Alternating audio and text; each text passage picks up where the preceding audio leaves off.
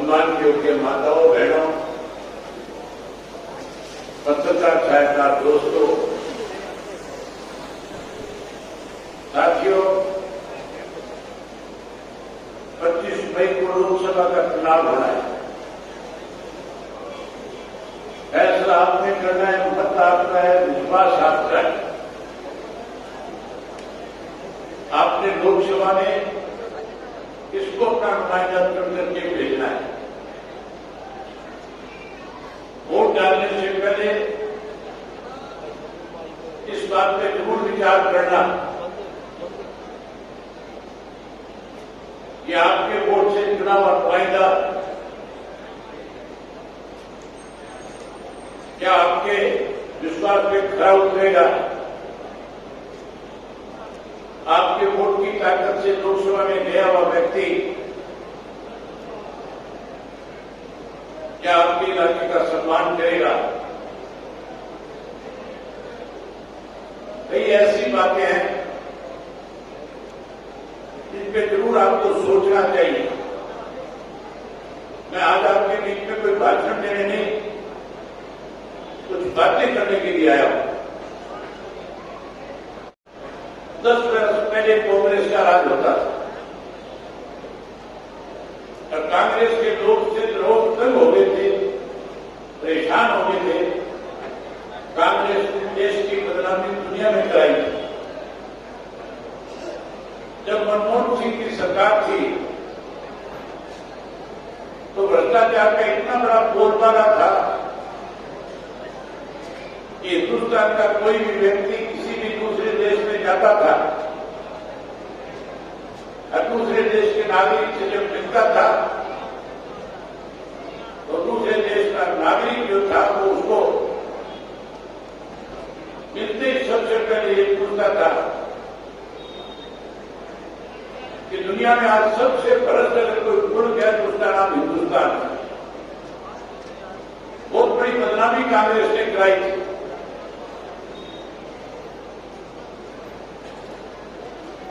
लोगों ने मन बना लिया था, फैसला कर लिया था कि इस कांग्रेस को हर हालत में सत्ता से बात करेंगे। जिस कांग्रेस की 400 सीटें आया करती थी, लोगों ने 2014 के चुनाव में उस कांग्रेस को 40 से जाकर के खड़ा कर दिया और जो उसके सामने जीत करके आए, इन लोगों ने सरकार बनाई भारतीय जनता पार्टी। उस भारतीय जनता पार्टी ने भी लोगों के साथ बहुत बड़े बड़े वायदे किए थे। अगर मैं सारे वायदों का जिक्र करूंगा तो बहुत लंबा टाइम लग जाएगा। 4 बड़े वायदे थे जिससे हर आदमी प्रभावित होता था, हर आदमी मानता था कि ये 4 वायदे जब पूरे हो गए तो देश का हर नागरिक खुशहाल हो जाए। कि कांग्रेस के राज में जो धन लूट करके कांग्रेस ने देश के बैंकों में जमा कराया, मैं वो सारा पैसा वापिस लेकर के आऊंगा और ये कहा था कि वो सारा का सारा पैसा देश की जनता को दूंगा। आप सबसे आह्वान किया था बैंकों में खाते खुला दो, 15 लाख रुपए तुम्हारे खातों में जमा करा दूंगा। साथियों 10 साल बीत गए। मैं हरियाणा प्रदेश के एक गांव में जाकर के आया। मैंने परिवर्तन पद यात्रा के दौरान 2000 से ज्यादा गांव में जाकर के लोगों से मिला। मैंने ढूंढ करके पूछा था, मोदी जी का वायदा था कि 15 लाख दूंगा, आपको मिला कि नहीं मिला? सबने कहा था एक नया पैसा नहीं आया हमारे खाते। आप अचानक ध्यान सत्तर के गांव शहर में साथी हो, मैं आपसे पूछना चाहता हूं, आप सबके खाते में 15 लाख आया कि नहीं आया? देश के प्रधानमंत्री के पद पे बैठा हुआ व्यक्ति अगर झूठ बोलता है, न केवल वो प्रधानमंत्री के पद की गरिमा को कम करता है बल्कि देश की बदनामी दुनिया में कराने का काम करता है। दूसरा बड़ा वायदा किया था साथियों, आपके साथ, किसान के साथ, खेती करने वाले के साथ। मोदी जी ने कहा था स्वामीनाथन की रिपोर्ट लागू करूंगा। मोदी जी ने कहा था एमएसपी का कानून बनाऊंगा, और मोदी जी ने कहा था 2022 में तुम्हारी फसल के दाम दोगुना कर देंगे। आपकी फसल के दाम दोगुना हो गए कि नहीं हुए? मैं आपसे पूछ रहा हूं, दाम दोगुना हुए कि नहीं हुए? दाम दोगुना करने की बजाय महंगाई बढ़ा दी, खाद महंगा कर दिया, बीज महंगा कर दिया, कीड़ेमार दवाइयां महंगी कर दी, डीजल महंगा कर दिया, पेट्रोल महंगा कर दिया, बाजार से जो सामान खरीद करके लाते उसकी कीमत बढ़ा दी, तुम्हारी फसल के दाम कम कर दिए। साथियों, एमएसपी का कानून बनाने की बजाय 3 काले कानून बनाए, और वो ऐसे काले कानून थे, अगर वो लागू रह जाते तो मान के चलो आज जिन जमीनों के आप मालिक हो, उन जमीनों से आप बेदखल हो जाते, उन जमीनों के मालिक अंबानी और अडानी की बड़ी बड़ी कंपनियां बन जाती। वही साथियों, उसके साथ साथ हमारी जो जमीनें थी, हमें उनमें नौकर के रूप में काम करके अपना गुजारा करना पड़ता। बधाई देता हूं किसान साथियों को, हरियाणा के, पंजाब के, उत्तर प्रदेश के, मध्य प्रदेश के, राजस्थान के, और खास करके कुचाना के उन किसान साथियों में इस बात की बधाई देता हूं जो कट्टर के टोल पे बैठ करके लगातार 13 महीने तक उस 3 काले कानूनों का विरोध कर रहे थे। मुझे अनेक दफा मौका मिला इस टोल के ऊपर से जाने का। मैं जब भी टोल के ऊपर से जाता था, किसानों से मिल करके जाता था, उन्हें हौसला दे करके जाता था कि कट्टर के रहना, हम इस मोदी की सरकार को मजबूर करेंगे, 3 काले कानून वापिस करा करके रहेंगे। आप लोगों की हिम्मत थी, आपने सर्दी की परवाह करी नहीं, गर्मी की परवाह करी नहीं, चौमासे की परवाह करी नहीं, लगातार मोदी को मजबूर करने के लिए लड़ाई लड़ी। आप अकेले नहीं थे, हमारी माताएं बहनें भी बड़ी संख्या में उस आंदोलन का हिस्सा थी, जो आपको ताकत देने का काम कर रही थी। आखिर 13 महीने के बाद देश के प्रधानमंत्री नरेंद्र मोदी को ये बात समझ में आई कि भारत का किसान, पंजाब और हरियाणा का किसान मर तो सकता है, लेकिन घर की वापसी नहीं करेगा जब तक 3 काले कानून खत्म ही हो जाएंगे। 750 से ज्यादा किसानों ने शहादत दी। जनवरी का महीना था, मैं हजारों साथियों के साथ टीकरी के बॉर्डर पे पहुंचा था। जब मैं टीकरी के बॉर्डर पे गया, जो किसान नेता उस आंदोलन को चला रहे थे, जब मैंने जाकर के उनसे कहा कि हमारा आपको समर्थन है, हम आपके साथ हैं, इंडियन नेशनल लोकदल पार्टी का एक एक कार्यकर्ता सामाजिक कार्यकर्ता के रूप में आपकी मदद करेगा, ये हमारी पार्टी का फैसला है। तो उन किसान नेताओं ने मेरे सामने एक प्रस्ताव रखा। मुझे कहने लगे, आप चौधरी देवलाल हमारे बीच में होते, कोई बड़ा फैसला करते, और बड़ा फैसला करके जहां किसान आंदोलन की ताकत बढ़ाते, वहीं केंद्र की सरकार को मजबूर करने का काम करते। साथियों, मैंने उसी वक्त उनके सामने प्रेस के लोगों को बुलाया। मैंने प्रेस को बुला करके उनके बीच में कहा कि 26 जनवरी तक या तो 3 काले कानून खत्म हो जाएंगे, अन्यथा 27 जनवरी को इस्तीफा दे करके किसानों के बीच में बैठ करके इनकी लड़ाई को लड़ने का काम करो। ये सारे किसान ट्रैक्टर लेकर के दिल्ली में तिरंगा यात्रा निकाली। मैं भी उस तिरंगा यात्रा में गया था। दिल्ली के लोगों में मोदी की सरकार ने एक भ्रम पैदा कर रखा था, डर बैठा रखा था, कह रखा था किसान ट्रैक्टर पे चढ़ करके आएगा, दिल्ली लूट करके ले जाएगा। लेकिन अब जैसे ही दिल्ली में घुसे ट्रैक्टरों के साथ, आपको सुनकर के हैरानी होगी, दिल्ली के लोगों ने फूलमालाओं से स्वागत किया। मिठाइयां बांटते थे, फल फ्रूट खिला रहे थे, जगह जगह लंगर लगा करके किसानों की खाने की व्यवस्था की रहे थे। शाम को मोदी को पता लगा कि दिल्ली में किसानों का स्वागत हुआ, कैसे उस किसान आंदोलन को कमजोर किया जाए इसके लिए षड्यंत्र रच दिया। षड्यंत्र में छोटा नहीं था, बड़ा था। ये कहा गया कि इस ट्रैक्टर यात्रा में अफगानवादी थे, आतंकवादी थे, इसमें खालिस्तानी थे, जिन्होंने आकर के तिरंगे का अपमान कर दिया, तिरंगे के बरोबर खालिस्तान का झंडा लगा दिया। लोगों में भ्रम पैदा हो गया, कहीं ना कहीं इस बात की शुरुआत शुरू होगी कि आंदोलन को आगे कैसे चलाया जाएगा, आंदोलन टूट जाएगा। मेरे पास अनेक नेताओं के रात को फोन आए 26 जनवरी को कि अगर आप इस्तीफा दोगे कोई फायदा नहीं होगा, आंदोलन सुबह तक खत्म हो जाएगा। जो मुझे टेलीफोन कर रहे थे, मैं उनसे आगे से कह रहा था कि अगर सही मायने में आप 3 कड़े कानून खत्म कराना चाहते हो, आप चाहते हो कि किसान को एमएसपी मिले, तो फिर आपको भी मेरे साथ चल करके इस्तीफा दे देना चाहिए। साथियों, उन्होंने हिम्मत नहीं जुटाई।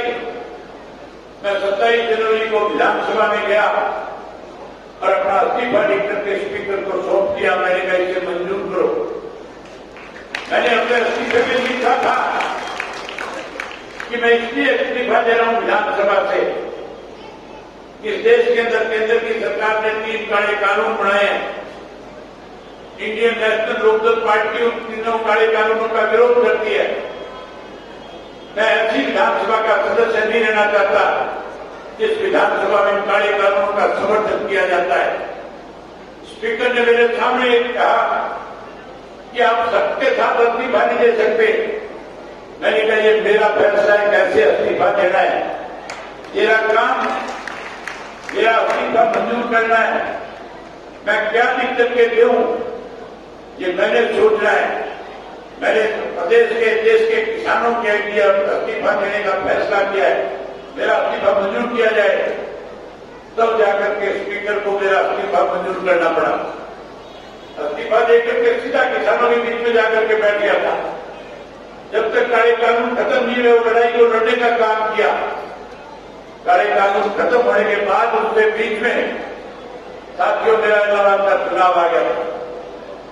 जो कांग्रेस के लोग आज ये अफवाह फैला रहे हैं, उन कांग्रेसियों से आप पूछना इलाहाबाद के चुनाव में तुम्हारी क्या भूमिका थी। उस इलाहाबाद के चुनाव के अंदर जहां बीजेपी, जेजेपी, अरे गोपाल कांडा की पार्टी, तीनों इकट्ठी होकर के मेरे खिलाफ चुनाव लड़ रही थी। भाई कांग्रेस ने अपना उम्मीदवार खड़ा किया था। कांग्रेस ने उम्मीदवार खड़ा करने के बाद ये हुड्डा वहां पे वोट मांगने गया। इस भूपेंद्र सिंह हुड्डा ने जाकर के वहां जब वोट मांगा, ये जयप्रकाश भी वहां वोट मांगने गया हुआ था। इस भूपेंद्र सिंह हुड्डा के ग्रुप के जितने भी नेता थे सारे वहां मेरे खिलाफ वोट मांगते थे, प्रचार करते थे। लेकिन साथियों कांग्रेस के लिए वोट नहीं मांगते थे। हुड्डा का आज भी बयान रिकॉर्ड है, आज भी उसकी वीडियो ऑडियो चलती है। हुड्डा ने वहां अपने भाषण में कहा था कि अभय सिंह, उसने कहा था कि अभय सिंह के सामने जो कैंडिडेट है कांडा जो है, वो कांडा मेरा भी मित्र है। मैं वोट तो कांग्रेस के लिए मांगने आया हूं, लेकिन इस बात का ध्यान रखना कांडा भी मेरा मित्र है। सीधा सीधा इशारा था कि कांग्रेस की बजाय इस कांडा को वोट दे देना ताकि अभय सिंह चुनाव से हट जाए, चुनाव हार जाए। केवल और केवल किस तरह से इन लोगों ने मिलकर के मेरे खिलाफ षड्यंत्र के तहत मुझे हराने की कोशिश करी थी।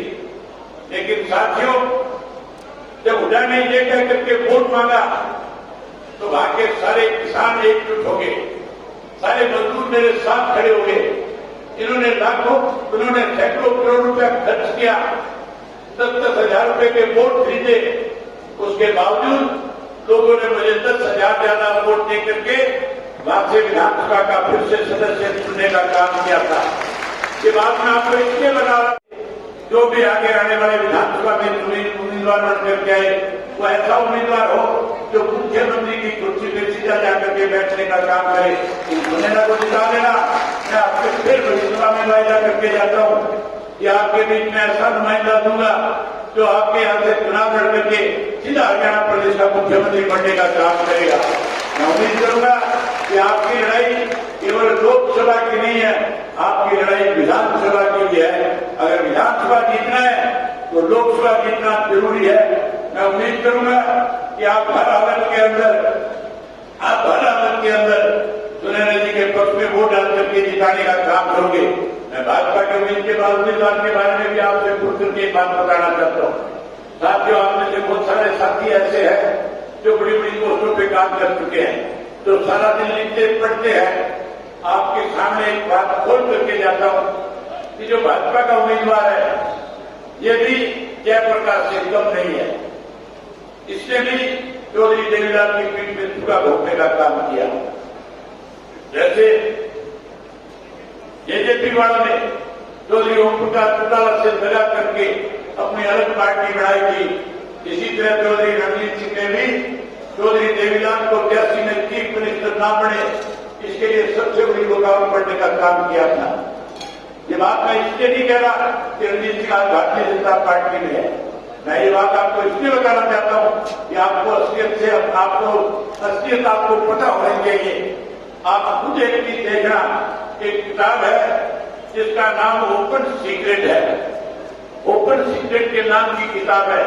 गूगल के ऊपर जाकर के ओपन सीक्रेट की किताब खोलना, उसका पेज नंबर 195 295 वो देखना। उसके अंदर उस किताब का लेखक है एम के धार नाम का एक व्यक्ति। ये एम के धार कोई और नहीं, इंदिरा गांधी जब देश की प्रधानमंत्री थी उस वक्त में ज्वाइंट सेक्रेटरी के पद पे होता था, आईबी के अंदर काम करता था, जो देश की सर्वोच्च एजेंसी है उसमें ज्वाइंट सेक्रेटरी ज्वाइंट कमिश्नर के पद पे काम किया।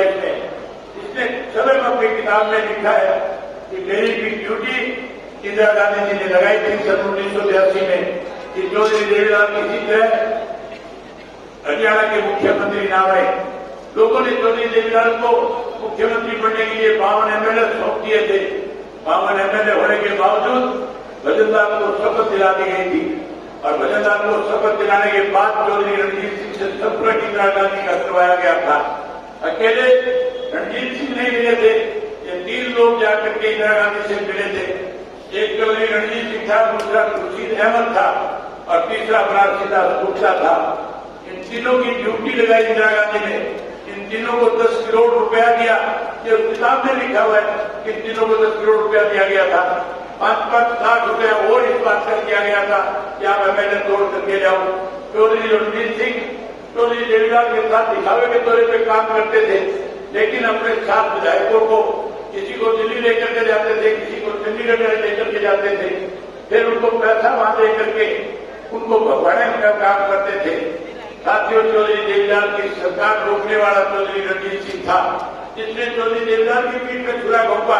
जिस किसी ने चौधरी देवीलाल और चौधरी ओम प्रकाश चौटाला का साथ प्रचार किया वो लोग कभी राजनीति में आगे नहीं बढ़ पाए थे। अकेले ये 2 नहीं, ये जयप्रकाश भी उसी प्रवृत्ति का आदमी है।